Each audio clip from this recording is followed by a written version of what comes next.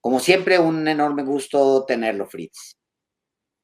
Queridísimos Alejandro, Álvaro, a todas y a todos que nos escuchan, un abrazote. Como verán, tengo un poquito de voz diferente. No es ni Omicron, ni Amacron, ni Amazon, ni Angonson, ¿no? Es catarro común y corriente, pero que hoy en día el catarro se ha convertido en el mal. Así como Carlos Marx dijo, un fantasma recorre Europa en el siglo XIX, en el siglo XXI, el fantasma que recorre la humanidad es el contagio, pero de la gripa. Sí. Pero bueno. De la gripa. Ya ni la gripa existe, Fritz, ya es puro virus de SARS-CoV-2. Fritz, bienvenido a Los Periodistas. Gracias por la oportunidad de charlar contigo, porque en efecto, como Alejandro presentaba, a raíz de que antier, el 26 de enero, se cumplieron 29 años de la declaración de guerra a los enemigos del pueblo mexicano por parte del Partido de las Fuerzas de Liberación Nacional, pues hemos querido abordar esta fecha histórica, pero también lo que está ocurriendo todavía con el EZLN, que es la fuerza militar de las Fuerzas de Liberación Nacional, en las que militó tu padre, Napoleón Glockner, y que él participó, fue detenido, fue encarcelado en Lecumberri, como tú aquí nos has platicado también, y que tú has documentado en los libros que has escrito, y luego tu padre es asesinado. Entonces, a la luz de este aniversario de la declaración de guerra en 1993, el 26 de enero, ¿tú qué adviertes de lo que está pasando hoy con estas fuerzas de liberación nacional, con la reaparición pública del comandante Germán, haciendo señalamientos a Marcos? Y vaya, estamos hablando de asuntos históricos, pero también de asuntos actuales, Fritz. Es un hecho. Siempre he dicho que de lo único que somos dueños es de nuestro pasado. Aguas. Y no lo digo como historiador, lo digo como evidencia humana, ¿no? Somos dueños de nuestra memoria, somos dueños de nuestra nostalgia, somos dueños de la construcción colectiva que hacemos de los acontecimientos de los calendarios vencidos. El presente es esta impronta en la cual, diría Marc Bloch, ¿no? Nos encontramos para intentar interpretar y redescubrir los ayeres, para pretender sembrar las semillas de otro tipo de utopías o de otro tipo de vidas. Y en esa lógica, de pronto el pasado se convierte en un discurso político, se convierte en un discurso de disputas, y hoy en día estamos ante una escenografía donde un personaje como Fernando Yáñez, que no Germán, recuerden que a mí me encanta hablar por los nombres de los personajes y no por los seudónimos, porque si le dijera Germán, para mí Fernando Yáñez también podría ser Jorge como seudónimo y no Germán. ¿Me explico? En esa lógica, para mí, Fernando Yáñez, junto con el autonombrado subcomandante Marcos, cuya personalidad supuestamente tendría que ver a partir de febrero de 1995 con este jovenzuelo que estudió en una escuela jesuita de Tampico y en contra del cual debí de haber jugado baloncesto en el año de 1977. Este dato no se los había dado nunca. En el sentido de que... A ver. ¿Eh? Si No, Marcos, adelante. si Marcos es este personaje estudiante de la escuela jesuita de el cultural en Tampico, yo, Fritz Glockner, iba en tercero de secundaria cuando hicimos un intercambio de escuelas jesuitas y jugamos baloncesto el Instituto Oriente contra el Instituto Cultural de Tampico. ¿Me explico? Y en ese momento histórico se supone que el subcomandante Marcos del 94 iba en tercero de preparatoria y el joven Fritz Glockner iba en tercero de secundaria, reforzando a la selección de Puebla, del Instituto Oriente, que por cierto nos rompieron la madre, ¿eh? Nos ganó Tampico. Bueno, son las conexiones que de pronto suceden en la vida.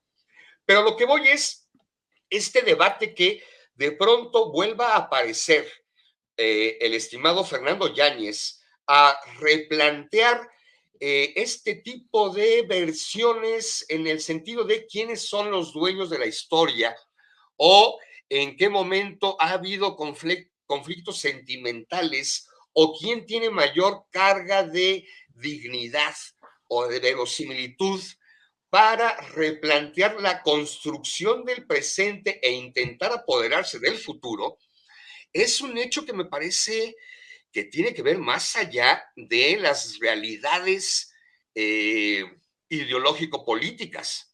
Es un hecho que hubo un distanciamiento después del 1 de enero de 1994 y no solamente en el 93 entre Fernando Yáñez y la comandancia que ya se había organizado en el estado de Chiapas.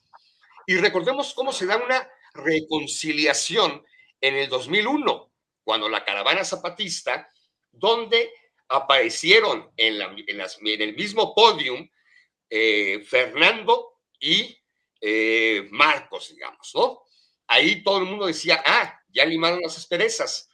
Y del 2001 al 2021, cuando en noviembre aparece de nueva cuenta Fernando presentando su más reciente publicación histórica, estos libros que han editado, donde ellos se erigen como los únicos poseedores de la verdad histórica. Habría que hacer la aclaración de que la historia nunca tiene una verdad absoluta.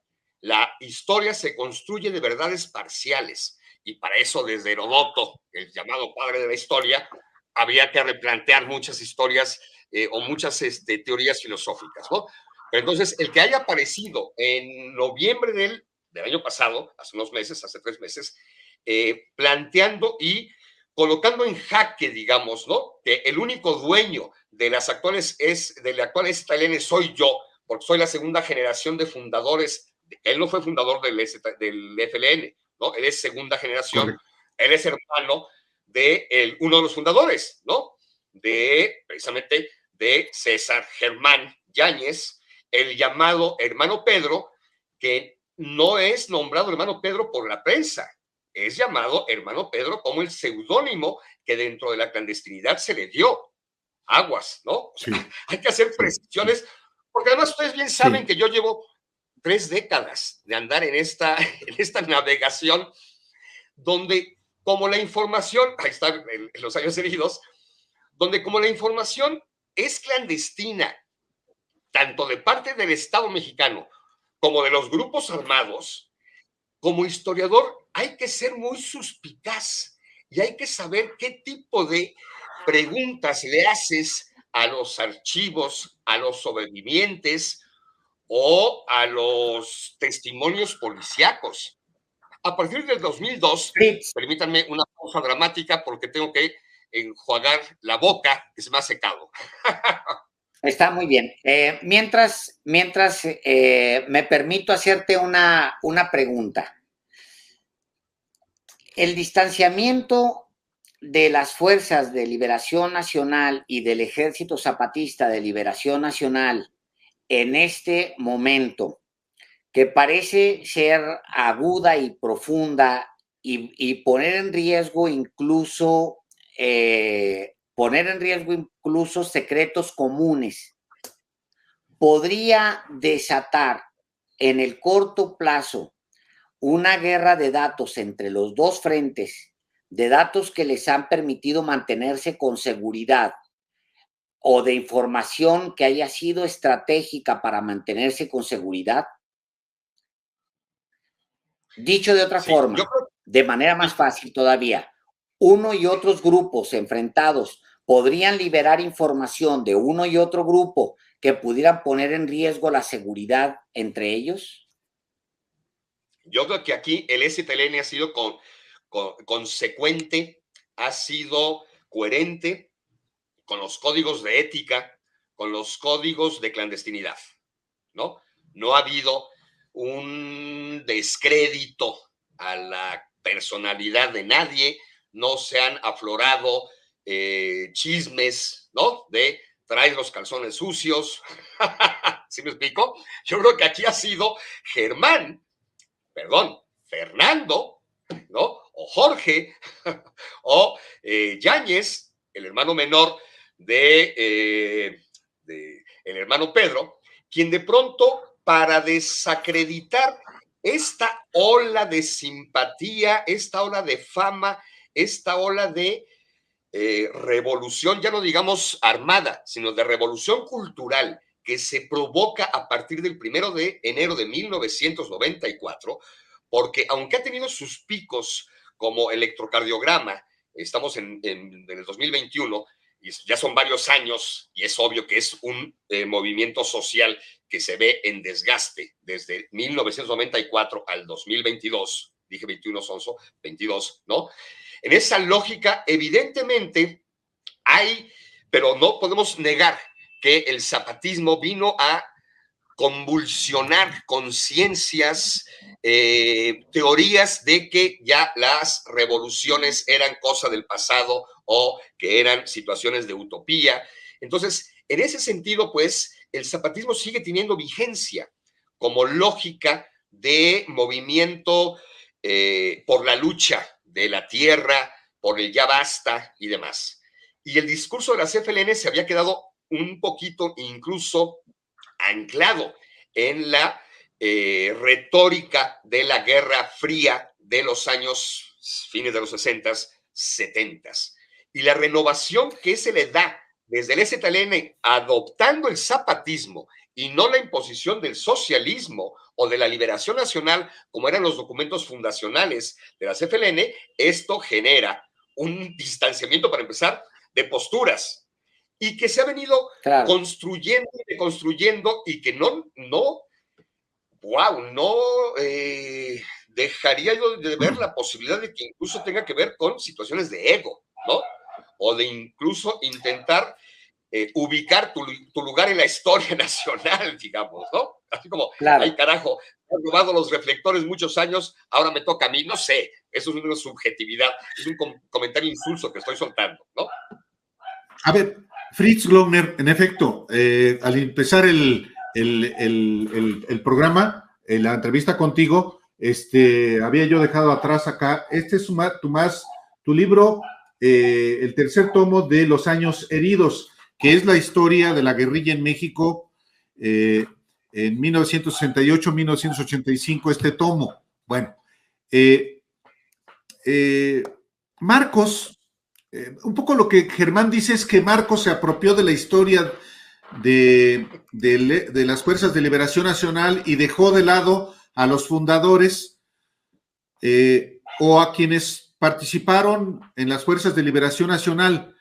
En 2001, Marcos, en Puebla, de donde tú eres, menciona a tu tía Julieta Glockner. Y en el 2006, Marcos recuerda a Julieta Glockner, Rosains, Aurora, la vuelve a mencionar. Es decir, se habla de los fundadores, habla de la primera generación. Sí, mi tía Julieta Yuli no es primera generación, es tercera generación, ¿no? Pero, por ejemplo, Marcos menciona a Graciano, que muere junto con mi tía Julieta en febrero de 1975 en Cárdenas, Tabasco, que Graciano sí es fundador, sí es primera generación. Entonces, yo no veo que Marcos se haya negado, se haya renegado del pasado fundacional del EZLN, digamos, ¿no? Del origen.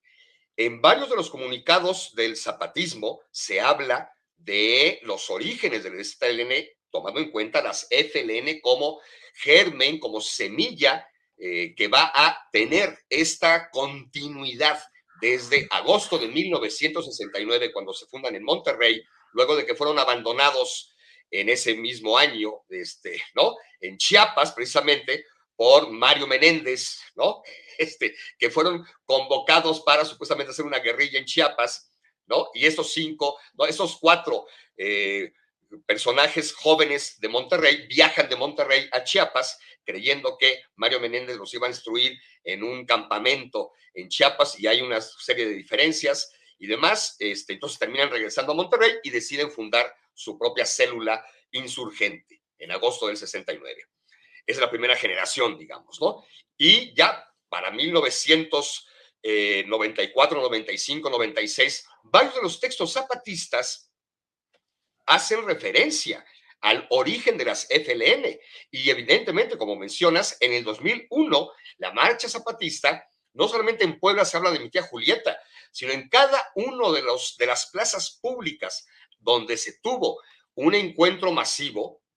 Marcos, en su discurso, hizo referencia a alguno de los fundadores o de la segunda o la tercera generación de las Fuerzas de Liberación Nacional. Entonces, no veo el motivo por el cual se critica que no hay una conexión o no hay un ombligo, cordón umbilical histórico.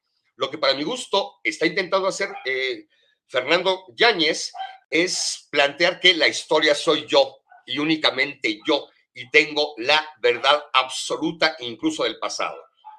Está bien plantear que es su pasado, que es su visión y su interpretación de esto, que, repito, somos dueños.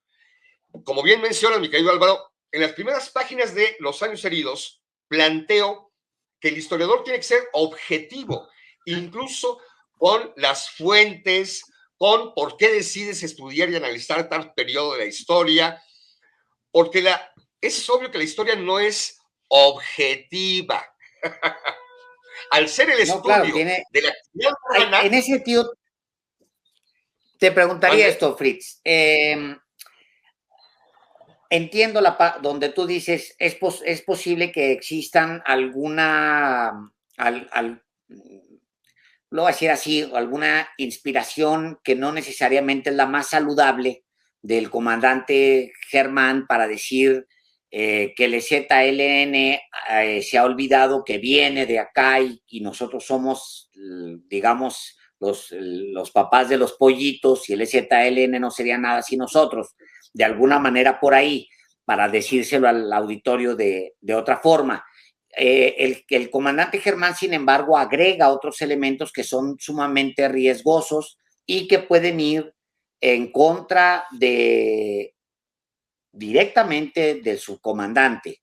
Cuando él habla de abuso sexual o de un tema con las chicas, con las mujeres que se han acercado a su vida, cuando se habla de eso, es un tema demasiado delicado que no puede venir de una simple intención de construir la historia o reconstruir la historia, cualquiera de las dos, sino de una intención de hacer daño. En ese sentido, te pregunto directamente, ahí, por parte de los fundadores de las Fuerzas de Liberación Nacional, la ruptura podría haber llegado al momento en el que se quiere hacer daño al zapatismo, al ejército zapatista.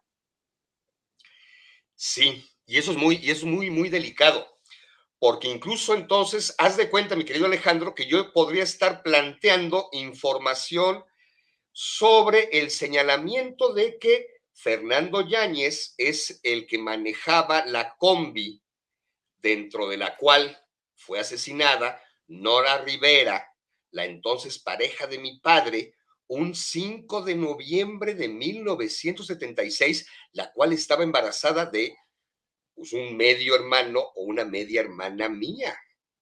Y que mi padre fue ultimado minutos antes en la calle de Medellín y que supuestamente quien maneja la combi es Fernando Yáñez, al cual estás adjudicando como comandante Germán.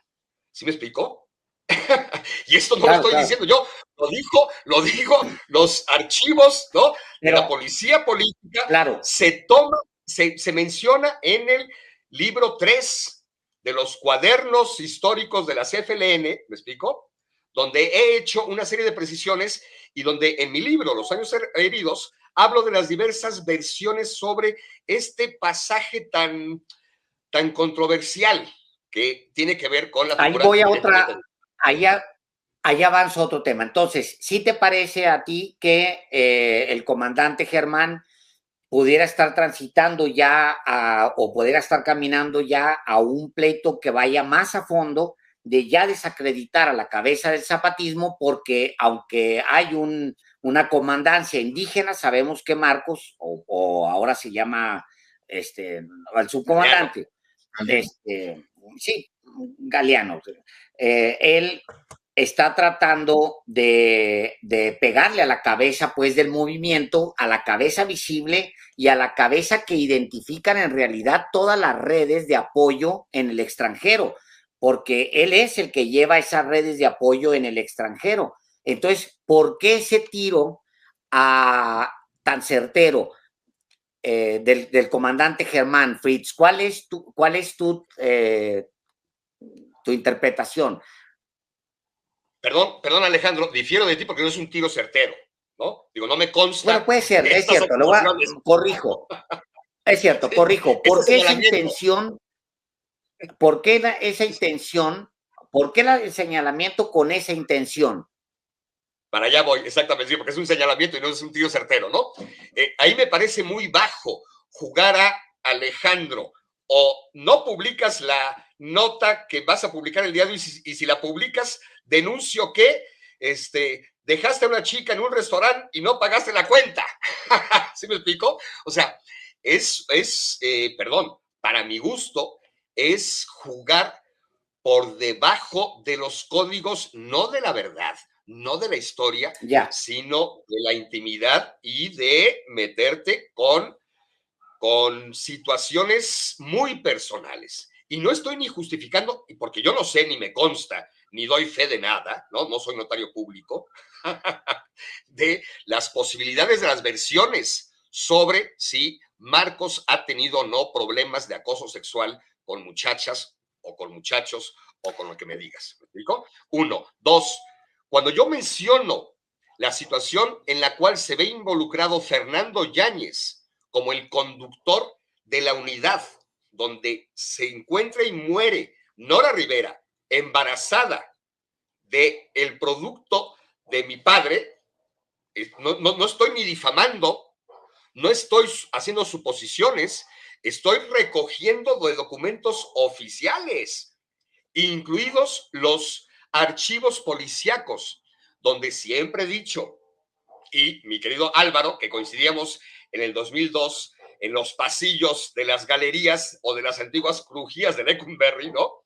Que siempre decíamos cuando salíamos a fumar, hay que tener cuidado porque son archivos policíacos, no son archivos históricos. Hay que saber cómo desmenuzamos esta información y muchos investigadores o pseudohistoriadores, para mi gusto, se han convertido en torturadores de la historia, porque sí, carnal, o sea, así como hubo torturadores como Nazar Haro y Gutiérrez Barrios, hoy en día hay torturadores de la historia y durante mucho tiempo, ¿no? Porque eso de darle credibilidad inminente a una declaración extraída cuando tienes en los genitales unos cables, ¿no? Es obvio que si te dicen, Alejandro, ¿eres Superman? Dice, soy Superman, soy Supergirl, soy Supercan y Supercat, cabrón, pero ya quítame los cables, ¿me explico? Entonces, esa información siempre hay que saber cómo cómo manejarla, qué tipo de preguntas le haces, ¿no? Entonces, sí creo que las declaraciones de Fernando Yáñez sobre Marcos, de una vida privada, ay, tiene vericuetos que no van con los códigos humanos, ya no digamos revolucionarios o clandestinos, ¿me explico? Correcto. Fritz, yo nomás te preguntaría una cosa, aprovechando que estás aquí, justamente en tu calidad de historiador. Estábamos platicando de FEMSA, pero FEMSA nos lleva inevitablemente a Eugenio Garza Sada y nos lleva inevitablemente al intento de secuestro y a su muerte por parte de la Liga Comunista 23 de septiembre. Son hechos de la historia, pero que están muy presentes hoy. Entonces, tú, como autor, justamente como historiador, y ¿qué fue lo que pasó y si eso, ese episodio está motivando también comportamientos políticos de sectores de la sociedad, de la élite política del país y de manera particular del heredero de Eugenio Garza Sada, que es Fernández Carvajal? Sí, me queda clarísimo, como empecé diciéndoles, de lo único que somos dueños es de nuestro pasado. Y cómo nuestro pasado se convierte en el fantasma que actúa en el presente. O sea, aguas, ¿no? Recordemos este debate, no recuerdo si fue septiembre o octubre del 19, no, fue septiembre, claro, del 19, cuando Pedro Salmerón genera un enorme huracán, debido a que su artículo menciona jóvenes valientes, ¿no? Sobre aquellos que participaron en el intento del secuestro de Garza Sada. Entonces, obviamente que el pasado actúa en el hoy, por eso insisto, somos dueños del pasado únicamente, pero no podemos ser dueños del futuro, pues, porque la incertidumbre, y más aún con las pandemias, no sabemos si mañana nuestras pestañas se van a abrir o no, y vamos a tener lagañas o no, ¿no? En esta lógica, pues, es evidente que existen años heridos para las víctimas de la guerra de baja intensidad, pero también evidentemente para las víctimas de los cuerpos policiales, como para las víctimas de la sociedad civil, que tuvo que ver y que tuvo repercusiones con la muerte de Eugenio Garza Sada o la muerte de Aranguren en Guadalajara, o la muerte, ¿sí me explico? O sea, Garza Sada es el nombre que más se ubica, porque es el padre, digamos, ¿no?, del capitalismo mexicano, por decir así, fundador del ITAM, bla, bla, bla, pero Aranguren en Guadalajara, que es un asesinato porque no se paga, también el rescate, también en manos de la Liga Comunista 23 de septiembre. Aquí es curioso cómo la Liga nunca logró tener con éxito un secuestro, a diferencia de las FRAP, ¿no?, que son los que secuestran al cónsul de Estados Unidos en Guadalajara, o a diferencia de el FUS, que es el primer gran secuestro, ¿no?, en el 71, el Frente Urbano Zapatista, que secuestra a Julio Sherfield Almada, el entonces director del aeropuerto, o el secuestro de Genaro Vázquez Rojas, en fin, ¿no? Podríamos hablar de otros. Pero la Liga Comunista, que es así como el gran conglomerado de grupos armados, nunca logra un secuestro exitoso, ¿sí?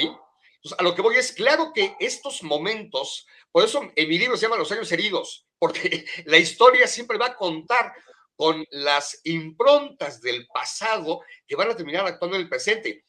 Querido Álvaro, ¿qué hizo Vicente Fox el 1 de diciembre del 2000? Llega a Los Pinos y no expulsa el cuadro de Juárez, del Salón Juárez. Eso es, claro, ¿o no? El fantasma del pasado en el presente, caramba. Así es. Híjole, Fritz, podremos seguir platicando, pero muchas gracias ahora por esta oportunidad de platicar contigo, y siempre es muy ilustrador, de manera que muchísimas gracias. Queridos, saben que estamos para lo que quieran, saben que es un placer acompañarles, saben que no juego a la objetividad, juego a la subjetividad del proceso humano en el pasado o en el presente. Saben que no doy fe porque no soy cura ni notario. Saben que me encanta que todas las versiones se escuchen, como lo hago en mis libros. Plantear todo tipo de recuerdos o pedazos de la memoria, porque es lo importante, ¿sí? Abrazos. Gracias, Fritz. Muy buenas noches.